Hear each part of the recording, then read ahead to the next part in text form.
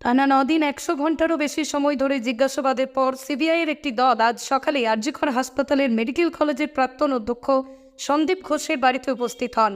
প্রায় ঘণ্টাখানেক পর সন্দীপ ঘোষ দরজা খুললে সিবিআই আধিকারিকরা তার বাড়িতে প্রবেশ করেন। উল্লেখ্য, গতরাতে টানা ১২ ঘন্টা জিজ্ঞাসাবাদের পর সন্দীপ সিবিআই দপ্তর থেকে বেরিয়ে আসেন। সিবিআইয়ের অপর একটি দল আর.জি.করের ফরেন্সিক বিভাগের অধ্যাপক দেবাশিস সোমের বাড়িতে গেছে। অন্য একটি দল প্রাক্তন সুপার সঞ্জয় বশিষ্ঠের বাড়িতে গেছে বলে খবর।